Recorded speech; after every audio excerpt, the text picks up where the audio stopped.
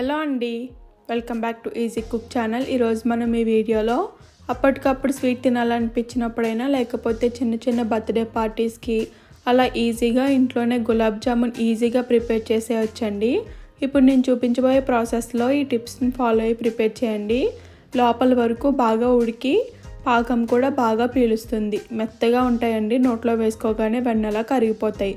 పైన క్రాక్స్ రాకుండా అచ్చం బయట కొన్న వాటిలో ఎలా ఉంటాయో అలా ప్రిపేర్ చేసేసుకోవచ్చండి ఈజీగా. ఎక్కువ హడావిడి లేకుండా నేను ఇప్పుడు చూపించిన ప్రాసెస్లో ప్రిపేర్ చేయండి, టేస్ట్ చాలా బాగుంటాయి. దీన్ని ఈజీగా ఎలా ప్రిపేర్ చేసుకోవాలో చూసేద్దాం. దీనికోసం నేను ముందుగా ఇక్కడ 1/2 కిలో వరకు రెడీమేడ్ గులాబ్ జామున్ మిక్స్ తీసుకుంటున్నానండి. మీరు బయట మార్కెట్లో దొరికే ఏ బ్రాండ్ అయినా తీసుకోవచ్చు. నేను ఇక్కడ 2 ప్యాకెట్స్ తీసుకుంటున్నాను. అంటే ఇది బరువు పిండి ఒకటి వచ్చేసి 500 గ్రాముల వరకు ఉంది. దీనికి తగ్గట్టుగా నేను అన్ని కొలతలు చూపిస్తానండి. ఇలా ఈ పిండిని మొత్తం ఒక గిన్నెలోకి తీసుకొని కొద్దిగా నీళ్ళను యాడ్ చేసుకుంటూ మెత్తగా కలుపుకోండి. నేను ఇక్కడ ఈ పిండిని కలపడానికి నీళ్ళను మాత్రమే యూజ్ చేస్తున్నానండి. ఒకవేళ మీకు ఇంట్రెస్ట్ ఉంటే పాలనైనా యూజ్ చేయొచ్చు. మీకు రెండింటిలో ఏది అవైలబుల్ ఉంటే అది యూజ్ చేసుకోవచ్చండి. నేను ఇక్కడ నీళ్ళతో కలిపేస్తున్నాను. మీరు పిండి కలిపేటప్పుడు గట్టిగా చపాతీ పిండి కలిపినట్టుగా కలపకుండా స్మూత్గా నేను చూపిస్తున్నట్టుగా వేళ్ళతోనే కలపండి. ఇలా కొద్దిగా నీళ్ళు యాడ్ చేసుకుంటూ నేను చూపిస్తున్న కన్సిస్టెన్సీ వచ్చేంత వరకు ఈ విధంగా ముద్దలా ప్రిపేర్ చేసుకొని ఈ ముద్దని ఒక 5 నిమిషాల పాటు మూతను పెట్టి పక్కన పెట్టుకోండి.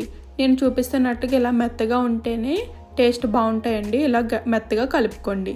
ఇలా ఒక 5 నిమిషాలు మూత పెట్టి పక్కన పెట్టిన తర్వాత మూతను తీసి మళ్ళీ ఒకసారి ఈ పిండిని నెమ్మదిగా కలుపుకోండి. ఇలా పిండి పక్కన పెట్టుకోవడం వల్ల ఈ పిండిలోకి గాలి అనేది వెళ్ళి ఇలా ఫామ్ అవుతుందండి, ఎయిర్ బబుల్స్. దీనివల్ల గులాబ్ జామున్ మెత్తగా ఉంటుంది, అలాగే లోపల వరకు పాకాన్ని బాగా పీల్చుకుంటుంది. ఇలా కలుపుకొని ఒక 5 నిమిషాలు పక్కన పెట్టుకున్న దాన్ని కొద్దిగా తీసుకొని ఉండల్లా చుట్టుకోండి. మీరు ఇక్కడ ఉండలుగా చుట్టుకుంటున్నప్పుడు చేతికి కొద్దిగా నూనెని కానీ నెయ్యిని కానీ రాసుకొని మీకు నచ్చిన సైజులో కొద్దిగా పిండి ముద్దను తీసుకోండి. ఈ కొద్దిగా పిండి ముద్దను తీసుకొని నేను ఇప్పుడు మీకు చూపిస్తున్నట్టుగా 2 చేతుల మధ్యలో పెట్టుకొని ఈ విధంగా ప్రెస్ చేసినట్లయితే పైన ఉండకు క్రాక్స్ రాకుండా నున్నగా వస్తాయి. ఇలా అనుకోవడం వల్ల పిండి మెత్తగా అవుతుందండి. ఇలా మెత్తగా అయ్యి ఉండ అనేది బాగా వస్తుంది. లేకపోతే పైన గీతలుగా వచ్చేసి మనం ఆయిల్లో డీప్ ఫ్రై చేసినప్పుడు విడిపోయినట్లు పగిలిపోయినట్లు వస్తుంది. అలా కాకుండా నేను ఇప్పుడు చూపిస్తున్నట్టుగా ఇలా ప్రిపేర్ చేయండి, చాలా బాగా వస్తాయి. అసలు పైన క్రాక్స్ రాకుండా బాగా ఫ్రై అవుతాయి. ఇదే ప్రాసెస్లో అన్ని ఉండలను చేసుకొని పక్కన పెట్టేసుకోండి. ఇప్పుడు దీనికోసం చక్కెర పాకం ప్రిపేర్ చేసుకుందామండి. దీనికోసం నేను ఇక్కడ 1.5 కేజీ వరకు పంచదారను తీసుకుంటున్నాను.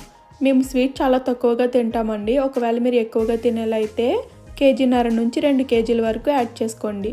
అలాగే దీంట్లోకి 1.5 లీటర్ వరకు నేను నీళ్ళను యాడ్ చేసుకుంటున్నాను. మీరు ముందు ఏ గిన్నెతో అయితే పంచదారను యాడ్ చేసుకుంటారో అదే గిన్నెతో కొలుచుకొని నీళ్ళను కూడా సేమ్ క్వాంటిటీలో యాడ్ చేసుకోండి, కరెక్ట్గా సరిపోతుంది. ఇవి స్టవ్ మీద పెట్టుకొని పంచదార మొత్తం బాగా కరిగిపోయేంత వరకు కలుపుకుంటూ కరిగించేసుకోండి. ఇలా కొద్దిగా కరిగిన తర్వాత దీంట్లోకి ఒక 1/2 టీ స్పూన్ వరకు ఇలాచీ పౌడర్ని కూడా యాడ్ చేసుకోండి, ఫ్లేవర్ బాగుంటుంది. ఈ విధంగా పంచదార మొత్తం కరిగిపోయేంత వరకు కలుపుకుంటూ కరిగించేసుకోండి. ఇలా కరిగిన తర్వాత 1-2 నిమిషాలు స్టవ్ను మీడియం ఫ్లేమ్లో పెట్టి కొద్దిగా మరగనివ్వండి. ఇలా మరిగించుకోవడం వల్ల పాకం మరీ చిక్కగా లేకుండా అలాగే మరీ పలుచగా లేకుండా కొంచెం చిక్కగా అయి థిక్నెస్ బాగుంటుంది. 2 నిమిషాల కన్నా ఎక్కువ మరిగించొద్దండి. మరీ ఎక్కువ మరిగించినా చిక్కగా అయిపోయి వీటిలోకి లాగకుండా ఉంటుంది. ఇది పక్కన పెట్టుకొని ఇప్పుడు స్టవ్ పైన ఒక ఆయిల్ గిన్నెను పెట్టుకొని ఆయిల్ హీట్ అయిన తర్వాత దీంట్లోకి మనం ముందుగా ప్రిపేర్ చేసి పెట్టుకున్న ఉండలను ఒకటిగా యాడ్ చేసేసుకోండి. ఇలా యాడ్ చేసుకున్న తర్వాత వెంటనే కదపకుండా స్టవ్ను మీడియం ఫ్లేమ్లోకి అడ్జస్ట్ చేసి కొద్దిగా కలర్ వచ్చిన తర్వాత కలపండి. అలా కలపడం వల్ల ఒకదానికొకటి అంటుకోకుండా బాగా ఫ్రై అవుతాయి.